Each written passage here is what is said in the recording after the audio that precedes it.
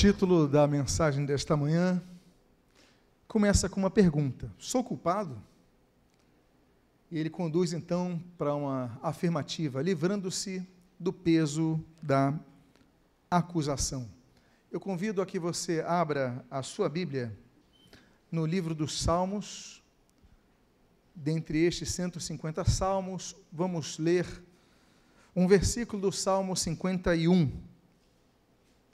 Livro de Salmos, capítulo 51.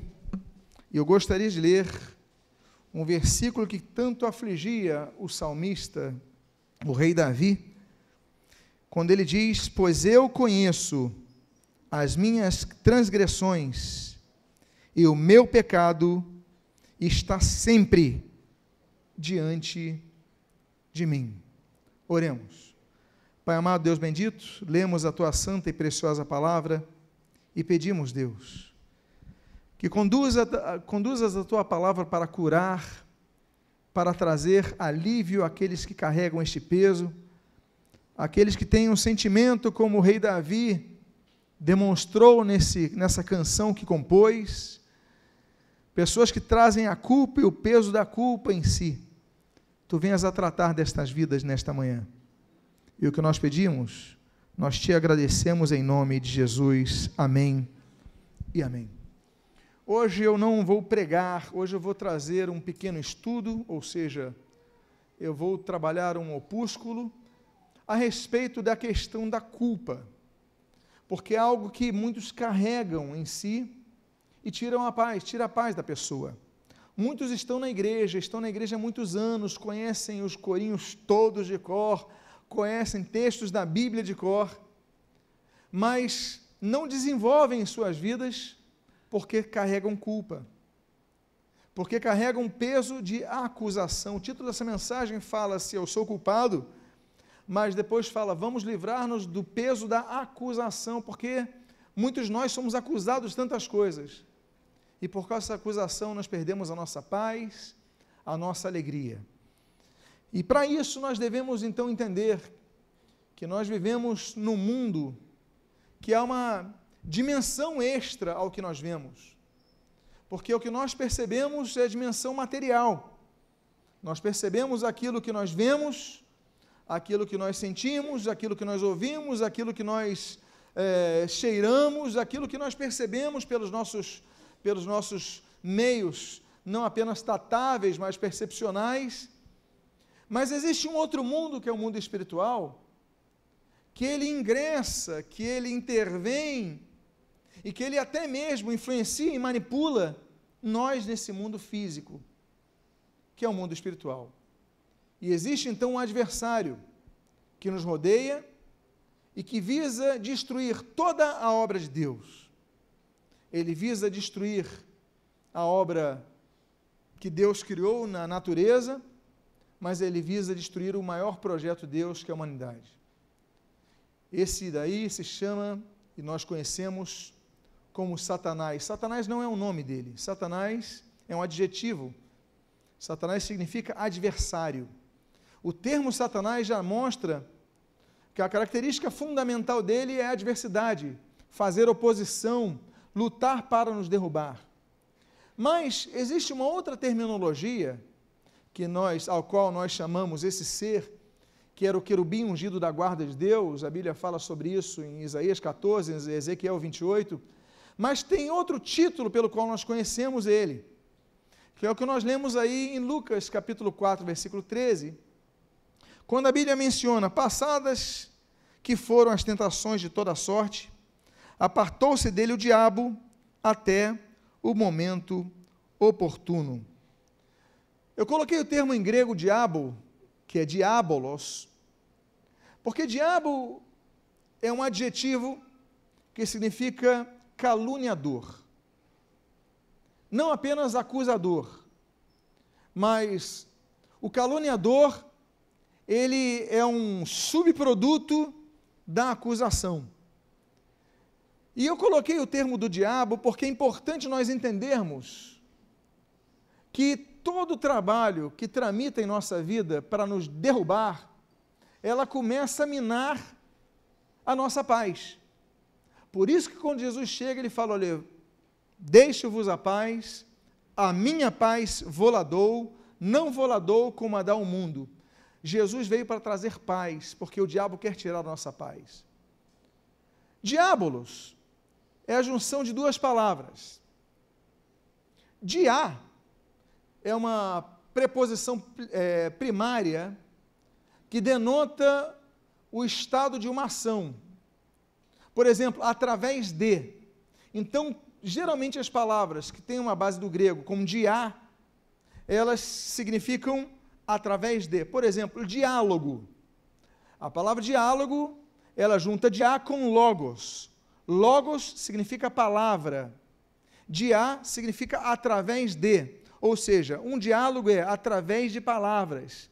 Não um monólogos, mas um diálogos. Não através de uma palavra só, mas através de várias palavras. Pessoas conversando, pessoas discutindo, enfim.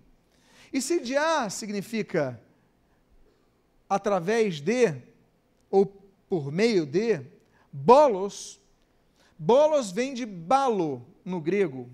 Balo significa espalhar sem saber para onde vai cair. É como se, por exemplo, eu pegasse várias folhas de papel em minha mão, eu jogasse para o alto e eu não saberia para onde elas cairiam. Por quê? Porque cada um podia cair num lado, não é verdade? Isso é balo no grego. Se eu pegasse, por exemplo, um travesseiro de penas, eu rasgasse o travesseiro e jogasse para cima, eu podia ter certeza de onde iam cair as penas? Não. Eu estou, então, espalhando. Diabo vem exatamente da junção dessas palavras, através do espalhar coisas. Ou seja, a calúnia. O que é a calúnia? A calúnia é muito difícil de você consertar quando você é caluniado por alguém. Porque a calúnia cai onde você não sabe. Hoje nós falamos de uma palavrinha do século, a Times vai escolher essa palavra como personagem do século, do ano, com certeza, que vai ser a fake news. É uma palavra. Porque você espalha algo e você consegue se defender com alguns. Alguns vão te entender, mas você não sabe onde vai cair esse produto.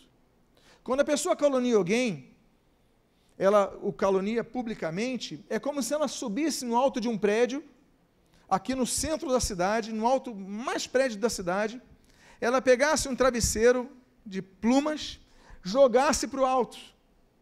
Ainda que depois essa pessoa se arrependesse, descesse o prédio e fosse catar as plumas, ela conseguiria catar todas as plumas? Não conseguiria. Por quê? Porque ela fez um trabalho diabólico.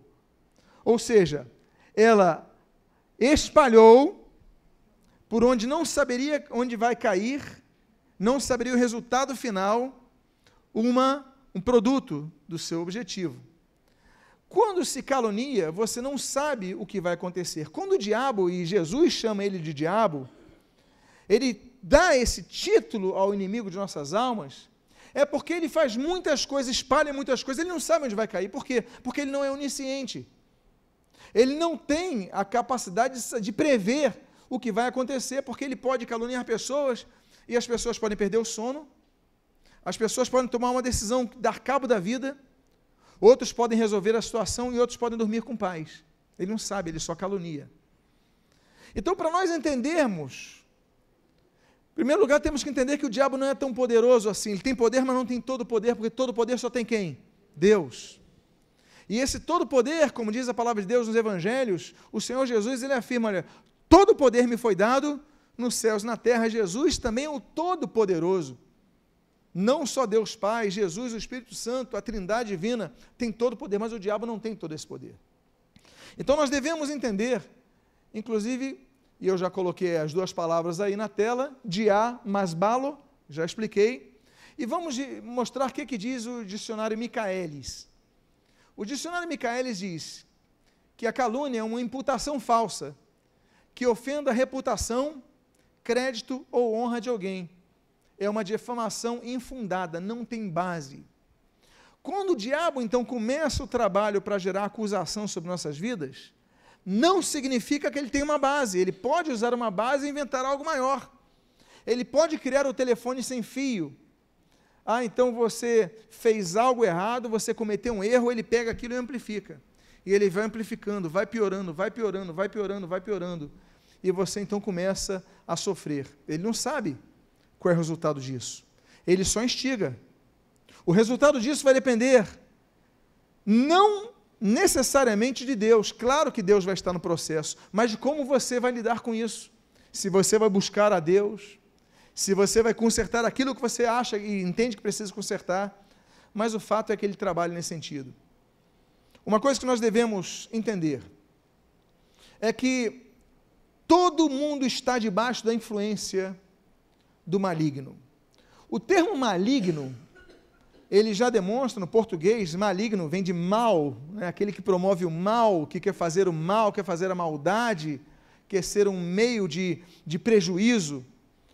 Um dos termos que a Bíblia traz para esse anjo rebelado, príncipe dos anjos que se rebelou, não é apenas Satanás, que é aquele que faz adversidade, oposição, não é apenas diabo, aquele que calunia, muitas vezes com muitas notícias falsas, lança o fake news para nosso espírito, mas ele também chama de maligno, ou seja, o objetivo dele é promover o mal, a nossa destruição. Mas é interessante notar que, eu coloquei outro termo aí, queimai, que o mundo inteiro jaz no maligno. Quando era criança, eu li esse texto, eu não entendia isso. A única coisa que eu entendia de jaz era o jazz. O mundo inteiro gosta de jazz. Falei, mas isso não é uma verdade absoluta. Porque jazer, é o queimai. Queimai é um dos termos usados para o morto. Estou falando do termo grego. O queimai significa a pessoa que está deitada para ser sepultada. Então, olha, nós vamos agora pegar o morto e ele está deitado, a pessoa deita, a pessoa dorme, mas o queimar ele está deitado para ficar debaixo da sepultura. Digamos que a última forma da pessoa deitar é a forma do deitar perpétuo. Isso é o termo que a Bíblia usa para o mundo que está debaixo da influência do maligno. Ele está deitado para ser sepultado no maligno, ou seja, o maligno quer nos destruir, o maligno quer fazer com que jazamos, e aí está um termo que nós podemos então amplificar em nosso vocabulário, para que jazamos na nossa vida espiritual, para que estejamos debaixo, sepultados por ele. E aí nós devemos fazer o quê? Nós devemos entender que há um princípio de verdade, e geralmente na fake news há um princípio de verdade. A pessoa pega uma informação e amplifica. Nessa época de política, eu tenho Instagram, às vezes eu fico cansado de ver. É tanta notícia, algumas são verdadeiras, outras aumentam um ponto, mas outras são exageradamente falsas. Quem vai consertar isso? E aí nós devemos entender que na nossa vida espiritual existe uma base que fundamenta a acusação do diabo, porque a humanidade está, de fato, debaixo de condenação. A Bíblia diz, em Romanos, capítulo número 5, versículo 12, portanto, assim como por um só homem entrou o pecado no mundo e pelo pecado a morte, assim a morte passou a quem? A alguns homens, a todos os homens, por quê? Porque todos pecaram. Então, é um fato, a condenação se espalhou a toda a humanidade. Quando nós dizemos assim, Jesus salva, Jesus quer te salvar, ou Jesus é o Salvador, ou precisamos anunciar a salvação, ou você precisa ser salvo, enfim, qualquer nomenclatura, qualquer frase que nós usemos para falar sobre a salvação, ela se baseia no fato disso. Todos pecaram, e o salário do pecado é a morte. Não é apenas a morte física, que é o salário do pecado original, que aconteceu lá em Gênesis capítulo 3, mas é o salário do pecado espiritual, como nós podemos perceber em Romanos capítulo 6 e outros textos.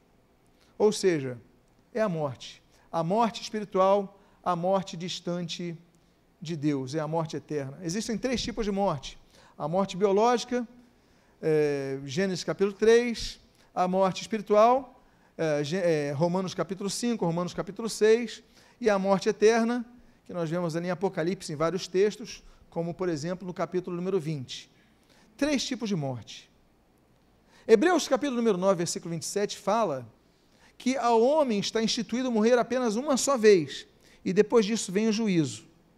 não cremos na reencarnação até mesmo por causa desse texto. Morre uma vez e depois vem o juízo. Depois do juízo se define nosso destino. Só vai a juízo, vão todos a juízo. Existem 2 grandes tribunais que vão acontecer no futuro. Existe, por exemplo, o tribunal que os cristãos vão comparecer, que é o chamado Tribunal de Cristo, segundo aos Coríntios capítulo 5, versículo 10, que os cristãos vão comparecer não para condenação. Existe o Tribunal do Grande Trono Branco, Apocalipse capítulo 20, que é o juízo final, que os demais vão comparecer. Um para galardoamento, outro para condenação eterna.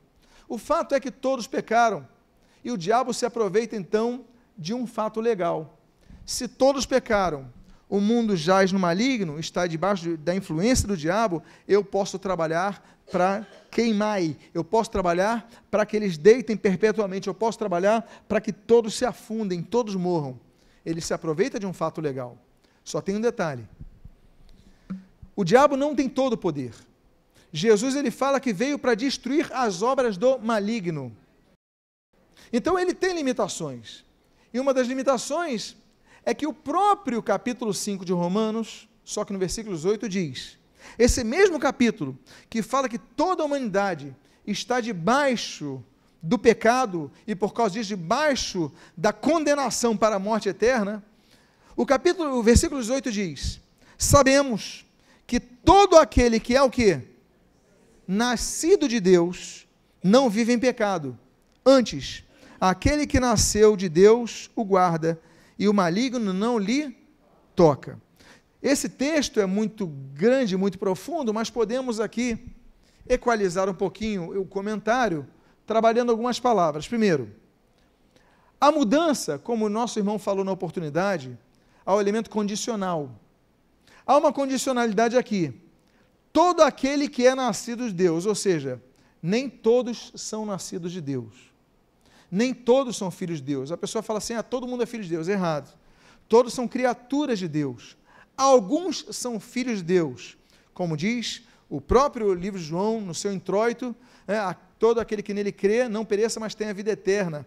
Aquele que crê em Deus, aquele que crê em Jesus, ele passa então a herdar essa salvação. Então não são todos. Segundo, Jesus falou para Nicodemos, olha, naquele contexto de João 3,16, que todo mundo conhece, o versículo mais conhecido da Bíblia, porque de tal maneira amou Deus ao mundo, ele fala, olha, importa que você nasça de novo. A condição de você se libertar do jugo do pecado é nascer de novo, não voltar para o ventre da sua mãe, mas nascer espiritualmente de novo, ter uma nova vida. Então, o que é nascido de Deus não vive em pecado. E aqui é uma segunda coisa que eu quero comentar desse versículo. O fato de sermos pecadores não nos obriga a vivermos em pecado, porque existem 2 coisas. Existe o estado do pecado e existe o ato do pecado. Estado é uma condição que nós temos a inclinação para o pecado. Há um termo bíblico chamado concupiscência que traduz isso. A inclinação para o pecado. Mas nós podemos não pecar. Agostinho, o grande teólogo, ele falava sobre os vários momentos da humanidade em relação à martirologia. Ele dizia o seguinte, olha, nós temos várias condições de Adão antes do pecado, Adão quando do pecado e depois o novo Adão que é Jesus Cristo, Romanos capítulo 5. Nós temos, por exemplo, posse peccare, aí ele peca. Aí ele depois vai para a segunda fase, não posso não peccare. Então, não dá para eu não pecar, vem a lei por causa disso.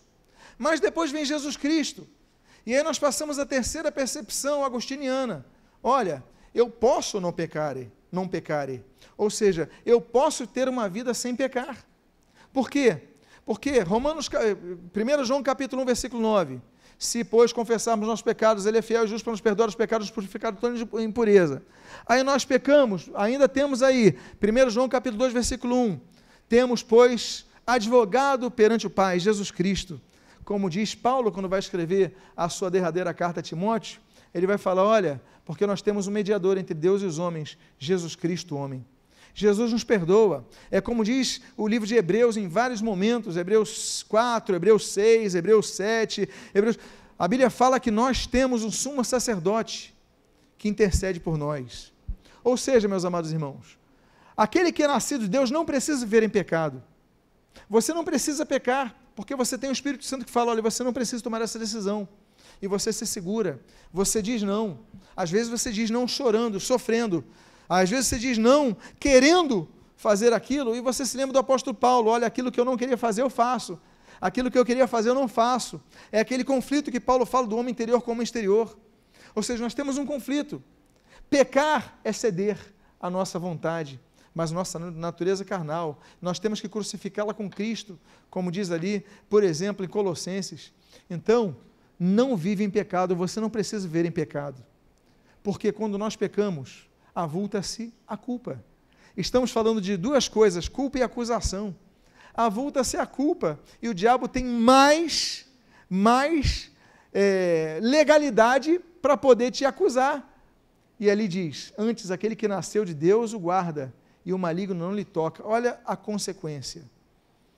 O diabo, ele quando vai tentar Jó, e nós mencionamos Jó há poucos minutos, o diabo, ele fala, olha, tem um homem justo na terra, e ele faz tudo certinho, mas olha, se tocar, eu sei que ele vai te negar. Deus fala, toca.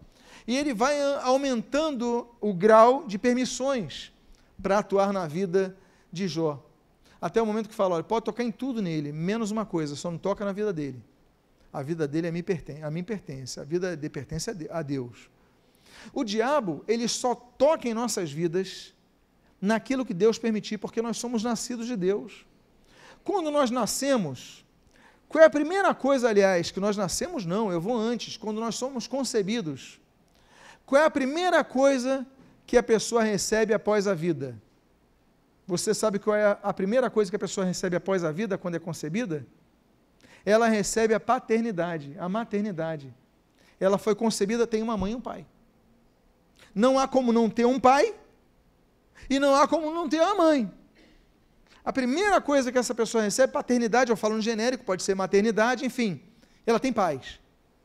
Ou seja, ela tem alguém responsável por ela, responsável por nutrir, responsável por defender, cuidar naquela gravidez, né, alimentar, evitar sustos, evitar subir escada. Você vai cuidar daqui, porque ela tem maternidade, ela tem paternidade, ela tem alguém que a protege. Ser mãe, a primeira coisa que a mãe recebe junto ao seu amor é o desejo de preservação, cuidado. Deus, ele cuida, por isso que o maligno não toca, ele só vai tocar quando Deus permitir, porque Deus conhece. Você permite que o professor do seu colégio coloque o seu filho de castigo se ele não fizer os deveres? Permite ou não permite? Mas se o pastor falar assim, se o professor falar assim, olha, eu vou fazer que nem antigamente, eu sou professor, vou pegar uma vara, e vou pegar um chicote, vou chicotear o teu filho em sala de aula, você permite? Você fala, não permito. Eu sou pai, eu permito que você dê uma nota mais baixa nele, eu permito que ele perca a hora do recreio, eu permito que ele tenha que fazer outros trabalhos, mas eu não permito que você vá além disso. Por quê? Porque ele é pai, o outro é professor. A escala da autonomia que se dá a infringir uma punição, ela é graduada, e aí está a graduação. O maligno, por não ser de Deus, o maligno não toca, por ser de Deus, o maligno não toca. Agora, fazendo uma analogia comparativa direta, antagonizando o fato, nós podemos entender que aquele que não é de Deus, o diabo pode tocar. O que é de Deus, o diabo não toca, mas o que não é de Deus? Então, por isso nós falamos que a salvação é muito mais ampla, porque a salvação nos tira do domínio do diabo e nos coloca no domínio de Deus. Olha que bênção que é a salvação. Agora, qual é o recurso utilizado para acusação? Porque a humanidade está, de fato, debaixo de condenação. Temos que ter duas óticas. A primeira ótica, nós temos que entender qual é a ótica do diabo. A ótica do diabo é o seguinte: passado é igual a presente. Ou seja, você cometeu um erro feio no passado. Então você vai ter que carregar esse peso no presente. Ah, pastor, eu roubei no passado. Eu abortei no passado. Eu assassinei no passado. Eu não sei. Aí na ótica do diabo é o seguinte, então você tem que continuar carregando esse fardo do teu passado. Você não pode esquecer, você tem que se lembrar, na verdade você tem que ser lembrado, olha, você fez isso no passado. Ele vai ficar te lembrando, porque essa é a ótica diabólica. Lembra o que significa o termo diabólico? Que na nossa tradução rápida, breve, resumista, né, seria então caluniador, mas na percepção do termo grego, você começa a espalhar notícias sem saber onde vai cair, é o que ele faz, é a percepção diabólica. Olha, você cometeu um erro no passado, ele não sabe como você vai reagir, e você pode ficar deprimido por causa disso, você pode desistir de lutar por causa disso, ele vai trabalhar o seu passado. Agora, nós temos a outra ótica, que é a ótica divina. Na ótica divina, há uma ruptura nessa percepção, porque o passado não é igual ao presente. Ele vai gerar consequências, sim, no presente, mas ele não vai existir como base para nos trazer peso no presente. Nós temos, por exemplo, um texto que eu cito aí na tela, que é o de Ezequiel 33, do versículo 14 ao 16, diz assim: quando eu também disser ao perverso, certamente morrerás, olha a condicional, se ele se converter do seu pecado, e fizer juízo e justiça, e restituir esse perverso o penhor, e pagar o furtado, e andar nos estatutos da vida, e não praticar a iniquidade, certamente o quê? Viverá, não morrerá. De todos os seus pecados que cometeu, não se fará o quê? Eu vou repetir essa frase que é importante. Olha a percepção divina. De todos os pecados que cometeu, não se fará memória contra ele. Juízo e justiça fez, certamente viverá. Não se fará memória. Deus não vai ficar lembrando assim, olha, você roubou isso, você fez. Você pode se lembrar para dar o testemunho que Jesus fez na sua vida, claro, usar no aspecto positivo, mas não para te afundar. Deus não vai quebrar esse canho, Deus não vai quebrar essa vara, Deus não vai querer te romper, não. Você vai usar isso para a glória de Deus, mas você não vai carregar esse peso. Por quê? Porque de todos os seus pecados que cometeu, não se fará memória contra ele. De todos, não é de alguns, não, é de todos. Então você cometeu pecados horrorosos no passado, prejudicou vidas, não carrega esse peso, porque Deus não vai fazer memória deles para a sua vida. Diga à pessoa que está do seu lado, não aceite a acusação do passado. Aí Deus tem um dos textos mais lindos, eu sei que toda a Bíblia é linda, mas um dos textos tão belos, Isaías, Deus fala em Isaías 43, versículo 25, olha só, e eu mesmo, sou o quê? O quê? Apago as tuas transgressões por amor de mim, e dos teus pecados não me lembro. Quem te lembra dos pecados é o diabo. Deus não te lembra dos pecados.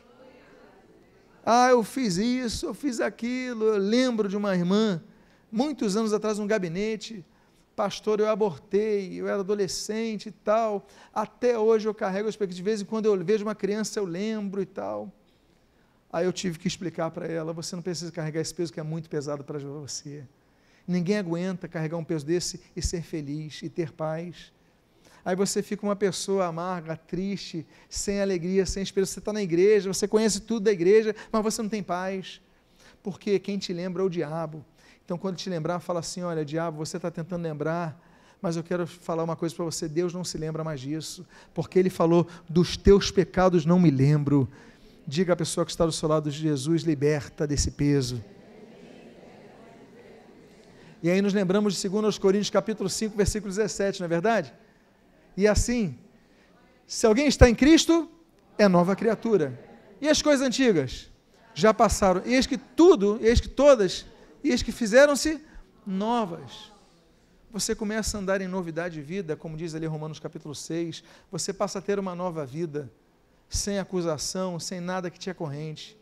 Por que nós começamos essa mensagem com um vídeo de correntes? Porque as correntes aprisionam. E você viu no final do vídeo o que acontecia com as correntes?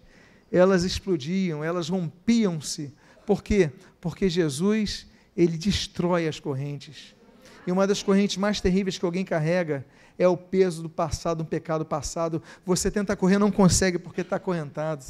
Mas Jesus chega e quebra, e você começa a correr, você começa a pular, você começa a voar. Você é livre. Qual é a metodologia que o diabo usa? Primeiro, ele usa uma metodologia tríplice. A primeira delas é uma acusação caluniosa feita diretamente a Deus. Nós falamos de Jó, e aqui eu vou ler rapidamente. O Senhor disse a Satanás: de onde vens? Respondeu Satanás, estou lendo Jó de 2 a 5. Respondeu Satanás, o Senhor, e disse: de rodear a terra e passear por ela. Perguntou o Senhor a Satanás: observaste o meu servo Jó? Eu acho bonito isso.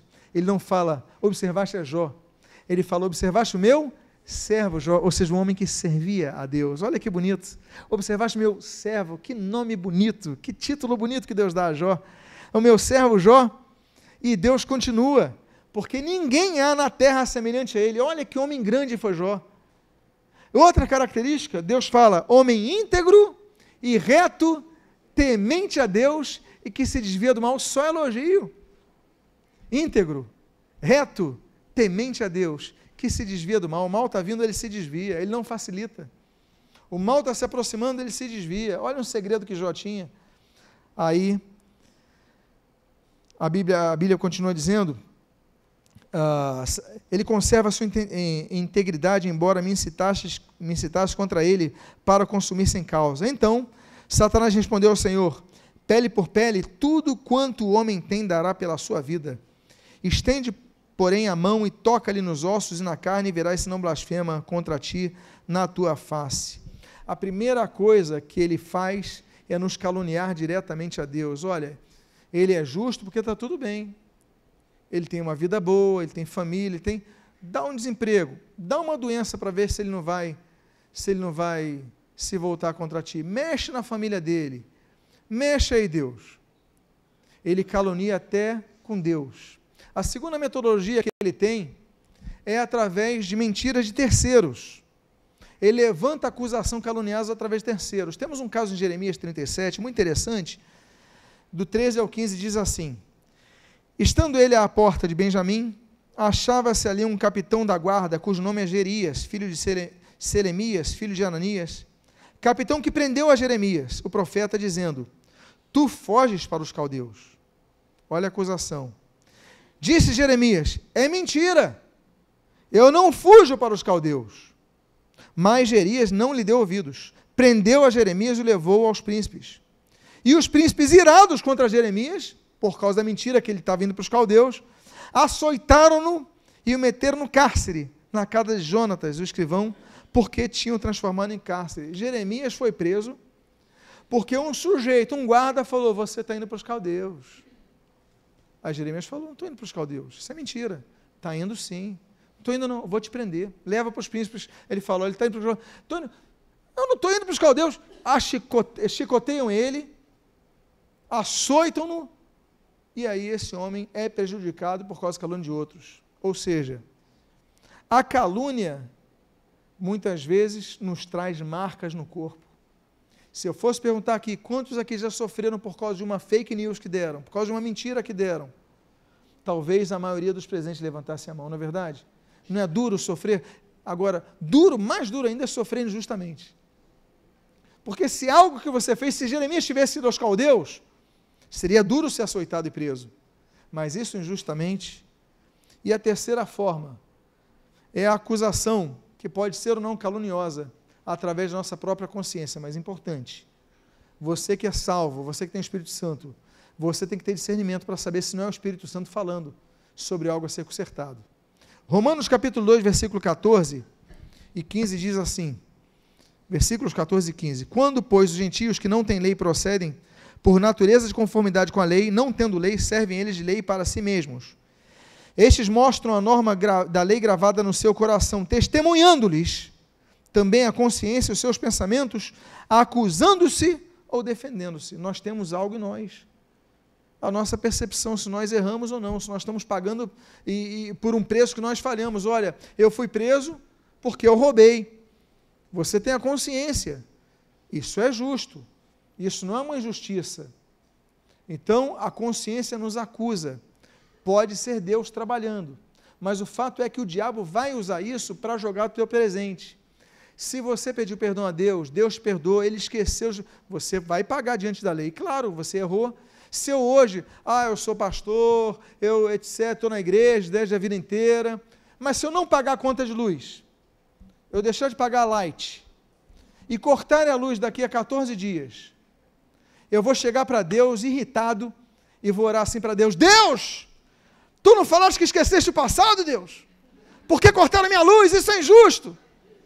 Aí Deus vai falar: cara de pau, Lutero, que sujeitinho cara de pau. E o que eu tenho a ver com isso? Você não pagou a luz e está me culpando? Nós muitas vezes somos assim, não confunda as coisas. Há causas e consequências. O que eu falo é de você carregar um peso da culpa quando Jesus já te perdoou. Amém, queridos? Então, o que nós devemos saber sobre os nossos pecados? E isso é começar a caminhar para percebermos as nossas ações. Primeiro, a condenação existe, mas todos estão debaixo de condenação. Quero dizer uma coisa: a fé em Jesus muda o quadro. A Bíblia diz em João 3,18: quem nele crê não é julgado. O que não crê já está julgado, porquanto não crê no nome do unigênito Filho de Deus. Ou seja, quem nele crê está libertado do julgamento, mas quem não crê já está julgado, o tribunal já está separado para ele. Por isso que nós pregamos o Evangelho, por isso que nós evangelizamos, por isso que nós anunciamos a Cristo, para que a pessoa se livre da condenação, porque a condenação já está definida. A única forma da pessoa sair da condenação é o que Jesus falou, que João falou: quem nele crê não é julgado. Ou seja, a única forma. A missão de Cristo, então, é essa, é libertar os condenados. Eu vou para a parte final, ele está citando ali na sinagoga, Lucas capítulo 4, versículos 16 a 18, ele está citando o texto do rolo de Isaías, no capítulo 61. E no final ele diz assim: o Espírito Santo está sobre mim, pelo que me ungiu para evangelizar os pobres, enviou-me para proclamar libertação aos cativos, restauração de vista aos cegos, e para pôr em liberdade os oprimidos. Porque a culpa oprime. O que é oprimir? É gerar pressão. Oprimir é como se você estivesse espremendo a dor da pessoa. Eu estou com dor, eu estou com um hematoma, eu sinto uma sensibilidade, eu tenho hematoma. Isso é uma dor. Agora, se alguém chegar e começar a apertar esse hematoma, o que ela está fazendo? Ela está fazendo o que nós chamamos de opressão. Ela está pegando um ponto sensível e está oprimindo. Daí vem o termo opressão. É que é externa a opressão. É uma diferença, por exemplo, entre possessão maligna e opressão maligna. O crente não é possesso, porque ele tem a presença do Espírito Santo dentro dele. O diabo não entra na vida dele. O diabo, ele pode oprimir. O diabo, ele pode sugerir. O diabo, ele pode tentar, mas ele não vai possuir aquele que tem o Espírito Santo. Agora, aquele que tem o Espírito Santo, ele pode ser oprimido pelo diabo. Então você fez algo, ele vai apertando aquilo, a tua ferida, ele vai batendo na tua ferida, ele está pressionando, gerando pressão, vai oprimindo. Aí Jesus, ele fala o seguinte: olha, sabe por que eu vim? Eu vim por causa disso, para pôr liberdade aos oprimidos. Você está sendo pressionado em algo, Jesus, eu vou tirar essa pressão, sai diabo dessa vida. Aí o diabo sai de perto, aí você começa a sentir paz. Nós vamos orar no final dessa mensagem por aqueles que estão se sentindo oprimidos, porque o poder é de Jesus para tirar e libertar da opressão. Jesus, ele quer libertar. E como nós ficamos livres da pena? Se todos pecaram, carecem da glória de Deus, se todos pecaram, o salário do pecado é a morte, e eu menciono em Romanos 3:23 e Romanos 6:23, mas só tem uma forma do condenado ser libertado, E as leis, as jurisprudências dos sistemas legais de todo mundo, elas são unânimes em dizer, se a pessoa morre, ela está livre da pena, não é verdade? O sujeito está condenado à prisão perpétua, ele morreu, acabou a condenação. Ele está obrigado a pagar $1 milhão ao governo, mas ele morreu, o filho vai herdar essa pena? Quem é advogado aqui pode me responder? A esposa vai herdar? Não. Se ele tem que pagar e ele morreu, acabou a pena. Todo o sistema legal é assim. E o que acontece? Na nossa vida espiritual também é assim. É pela nossa morte. E aí a Bíblia diz em 1 Pedro, capítulo 2, versículo 24, o seguinte: carregando ele mesmo no seu corpo, sobre o madeiro, os nossos pecados, para que nós, mortos para os pecados, vivamos para a justiça. E ele cita ali, o capítulo 53 de Isaías, e pelas suas chagas fostes sarados. Ou seja, na cruz nós morremos, como diz Colossenses capítulo 3, nós devemos morrer na cruz de Cristo. Então, eu pequei, mas eu falo, Jesus, eu vou morrer para esse mundo, e eu vou reviver para Ti. É o que nós simbolizamos no batismo nas águas. O batismo nas águas, nós imergimos, significamos que morremos.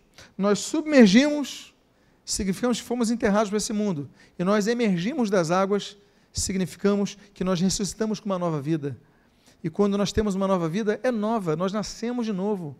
Nenhuma condenação há para os que estão em Cristo Jesus. Ou seja, morremos para os pecados, vivemos para a justiça de Deus. Olha que coisa linda, passamos a viver.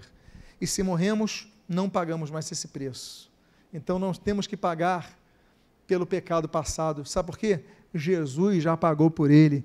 Até porque eu não poderia pagar. Ela não poderia pagar, ela, ninguém poderia pagar pelos seus pecados. Mas Jesus pagou com o seu sangue os nossos pecados. É por isso que pelas suas chagas, pelas suas pisaduras, pelo seu sangue, nós fomos curados, nós fomos libertados, nós fomos limpos, nós fomos renascidos em Cristo. Jesus trouxe liberdade da lei do pecado. O texto diz em Romanos capítulo 1, versículo 8, versículo 1 e 2, agora, nenhuma condenação para os que estão em Cristo Jesus. Aí o texto diz assim, aqueles, por causa da lei da vida, em Cristo Jesus te livrou da lei do pecado e da morte. Fomos livres dessa lei do pecado e da morte, somos livres, estamos libertos. Agora nós só temos que ter um cuidado. Nós falamos assim, o diabo não nos pode acusar de nada. Opa, espera aí, eu estou falando do pecado do passado. Agora, nós temos que ter muito cuidado entre o caluniar do pecado e o testemunhar, o caluniar do diabo e o testemunhar do diabo. Porque aí ele me perdoou o pecado, eu continuo vivendo o pecado. Espera aí, ele não está caluniando, ele está testemunhando. É uma coisa diferente. A calúnia do diabo não tem efeito, mas e se o diabo tiver razão em acusar na dimensão presente o seu pecado? A Bíblia diz em 1 Pedro, capítulo 2, versículo 16, o seguinte: como livres que sois, não usando, você é livre, ele está falando para o povo livre, a igreja, como livre que sois, presente, não usando todavia a liberdade por pretexto da malícia, mas vivendo como servos de Deus. Há pessoas que são livres do pecado, Deus libertou, aí ele fala, agora eu já sou livre, eu já sou salvo, eu já estou garantido, Deus já me elegeu para a salvação, então agora eu posso pecar. Aí ele fala assim, olha, não use a liberdade por pretexto de malícia, porque há pessoas, há cristãos, e nós temos duas grandes escolas soterológicas que tramitam na questão da salvação. Temos a escola arminiana, a qual eu sigo, temos a escola calvinista. São duas escolas de cristãos, o mesmo povo, nossos irmãos, amamos, herdeiros das promessas. Não os criticamos por isso, mas há uma percepção em determinada linha, que diz, olha, eu já fui eleito para ser salvo. Nada vai me tirar disso. Eles têm os argumentos deles, sempre que houver debate, tem que haver um debate educado, respeitoso, mas, independentemente da linha que eles possam seguir, que nós possamos seguir, nós temos que ter esse seguinte entendimento. Ainda que eu entenda, não, eu estou garantido para o céu, peraí, você não pode usar a pretexto da malícia. Você tem que ver como servo de Deus. Porque eu fui escolhido? Porque Deus me salvou? Não, eu tenho que viver uma vida santa, até porque eu acredito que sem santificação, ninguém verá o Senhor. Lembre-se, o tempo presente é a base. A Bíblia diz em Ezequiel 33, que nós lemos, só que agora, trabalhando apenas no versículo 13, diz assim, quando eu disser ao justo que certamente viverá, e ele, confiando na sua justiça, praticar iniquidade, não me virão à memória todas as suas, o quê? Justiças, agora é o efeito oposto. Mas na sua iniquidade que pratica, ele morrerá. Tempo presente. Tempo presente. Você, olha, é justo, vive, confia na sua justiça, mas começa a falhar. Você se converteu, aí você foi batizado, é membro da igreja, evangeliza, toca no louvor, e está na igreja, ótimo, bênção. Frutifica para Jesus, ótimo, bênção. Aí prega o evangelho vida salva, expulsam demônios, ótimo, bênção. Canal de cura divina, bênção. Mas aí você começa a falhar. Você começa a aceitar que o mundo entre na sua vida, começa a amar o mundo, quando a palavra de Deus diz, não ameis o mundo e nem o que no mundo há, porque isso nos seduz, isso nos contamina. Se nós não andarmos na luz, nós vamos andar nas trevas. Não há 3 caminhos, há 2 caminhos, aí você vai permitindo, e o pecado começa a vir, mas você está na igreja, você está no louvor, evangelizando, pregando, fazendo tudo, mas aquilo vai te contaminando. Aí Deus fala assim, se a pessoa morrer nesse momento,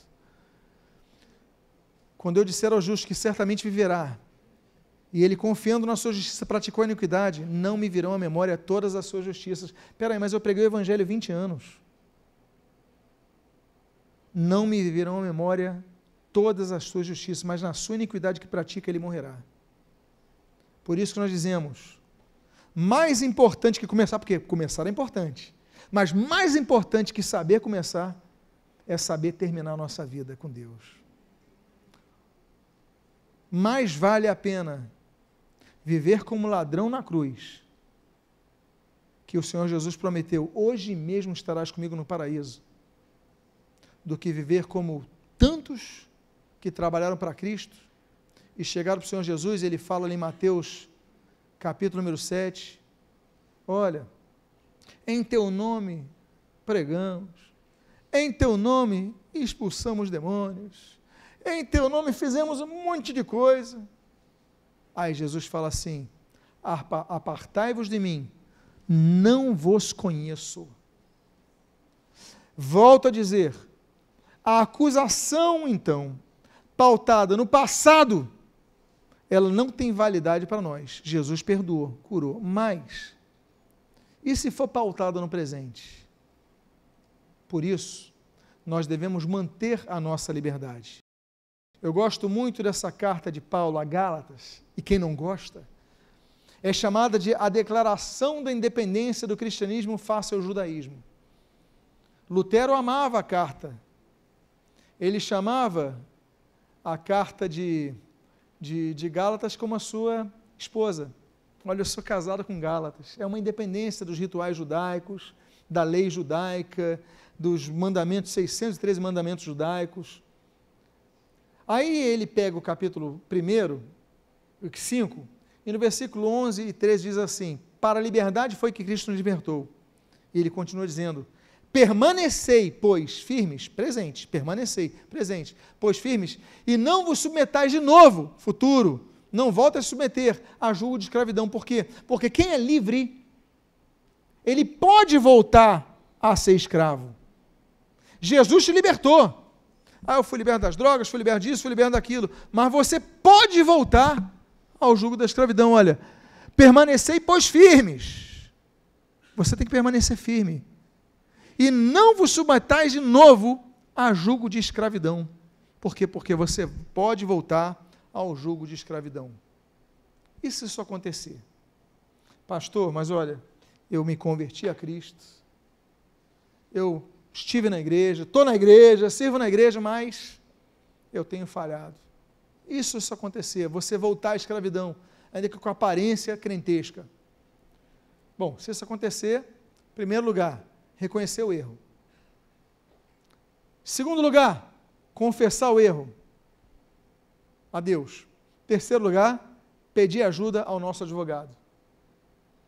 Você tem um advogado. E não é a sua orientação jurídica, não. Porque esse advogado, meus amados irmãos, eu acho, olha, posso usar um termo popular aqui? Posso? Eu vou usar um termo popular que eu acho que a maioria vai entender. É a maior peixada da história.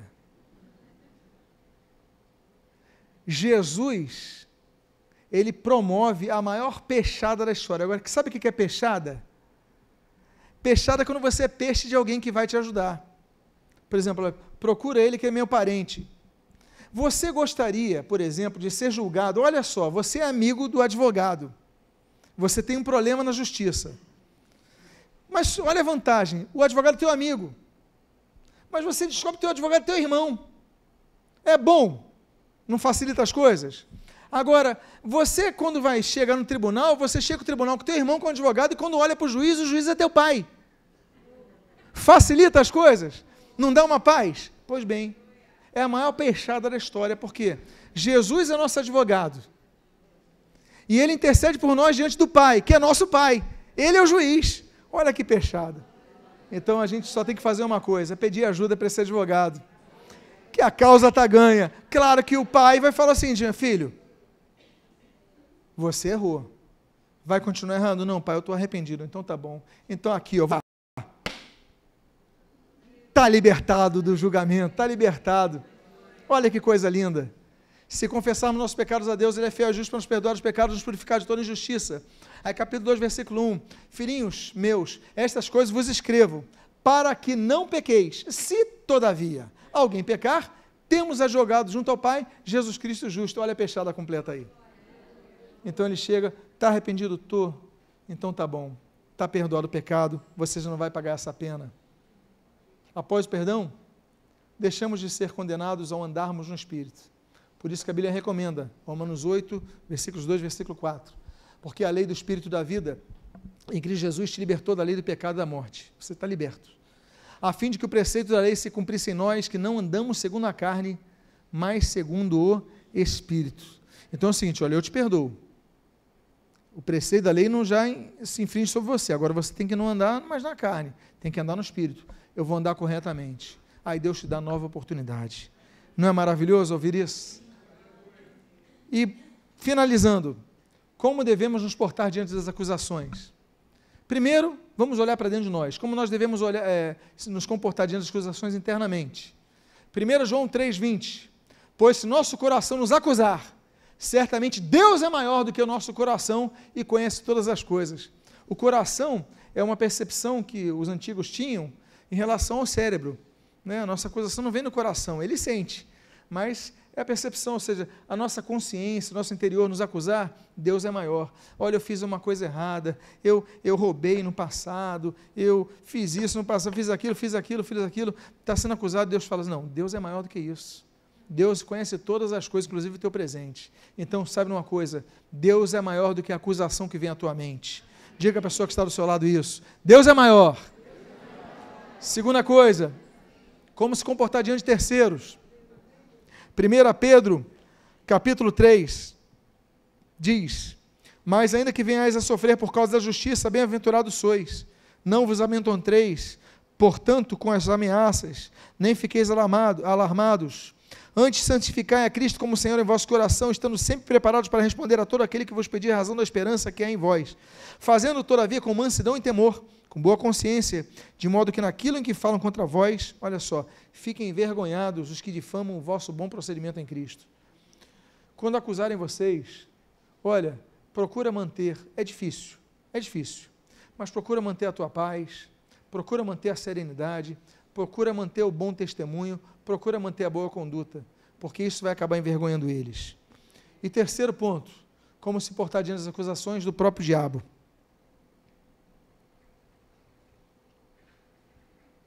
A Bíblia diz, em Tiago capítulo 4, versículo 7, sujeitai-vos, pois, a Deus, e Ele fugirá de vós. Vai ter um momento que Ele vai parar a acusação. Não perca tempo com isso. Coloque a Deus, peça perdão a Deus, peça para Deus inundar de paz do teu coração, que vai chegar uma hora que Ele vai parar, porque Ele para. Deus não se cansa, mas Ele não é Deus, então vai ter uma hora que Ele vai parar. E eu concluo. O último texto que eu gostaria de partilhar nessa manhã com os irmãos é o texto que nós vemos em Mateus capítulo 11, versículo 28. O Senhor Jesus, Ele faz um convite, e o convite, ele é uma carta de alforria. Ele é um convite precioso. Ele diz assim: vinde a mim, todos vós que estáis cansados e sobrecarregados, eu vos aliviarei. Tomai sobre vós o meu jugo e aprendei de mim, porque sou manso e humilde de coração, e achareis descanso para a sua alma. Quem quer descanso para a alma aqui? Fique de pé nesse momento. Eu quero fazer um convite a você que confessa que a sua alma, você tem a Jesus no coração, você ama o Senhor Jesus, mas você confessa que não tem paz na sua alma. O diabo está acusando, o diabo está culpando, você está com um peso muito grande, mas eu quero dizer a você uma coisa: Jesus está chamando, vinde a mim, porque eu vou aliviar a alma de vocês. Convido que todos fechem seus olhos, e se houver alguém aqui com esse peso no coração, que precisa dessa libertação neste momento, ainda mesmo você que está ouvindo esse vídeo pelo YouTube, pelo áudio, pelo vídeo, onde você estiver, se você é uma dessas pessoas, coloque a mão no seu coração agora, porque nós vamos clamar a Deus. Deus, traz alívio para a minha alma. Pai amado, há várias vidas neste momento que estão colocando as mãos em seus corações. Tu estás vendo esse gesto de reconhecimento, é o primeiro ato. Pai amado, nós pedimos em nome de Jesus, alivia essa dor que carregam, que eles não precisam carregar. Deus amado, alivia esse peso que carregam, que eles não precisam carregar. Traz paz, paz no seu coração. Em nome de Jesus, seja um momento de libertação, porque Jesus veio a libertar os oprimidos. E agora eu, com base nessa palavra, faço um segundo convite a você que está sentindo oprimido, aquela dor vai se acentuando, coloca a mão no seu coração agora. Pai amado, nós rogamos por esses irmãos, essas irmãs, essas pessoas que estão sendo oprimidas, que tem uma dor que tem sido sempre lembrado, de vez em quando vem à sua mente, em nome de Jesus, Pai amado, expulsa o acusador de próximo a esta pessoa, ele está ao derredor, procurando ocasião oportuna para derrubar. Em nome de Jesus, bata em retirada, como diz Tiago, nos achegamos a Deus, ele tem que sair, nós resistimos ao diabo, ele tem que sair, ele tem que fugir de nós, em nome de Jesus, Pai, que a palavra seja como aquela que o Senhor Jesus mandou diante de Pedro: arreda-te dele, Satanás, sai dessa vida, que ela sinta alívio nesse momento, que seja um culto onde as pessoas que colocaram a mão no seu coração como um ato de fé, tiveram fé em Ti, Pai. As pessoas estão ouvindo essa palavra, têm fé em Ti, Pai. Ela saiu nesse momento de sua dor, desse peso, dessa opressão, porque Jesus veio para trazer libertação ao oprimido. Isaías 61, Lucas capítulo 4, em nome de Jesus, nós clamamos a Ti, e nós Te agradecemos, em nome de, recebemos essa palavra em nossos corações, pedimos, aplica essa bênção em nossas vidas, em nome de Jesus.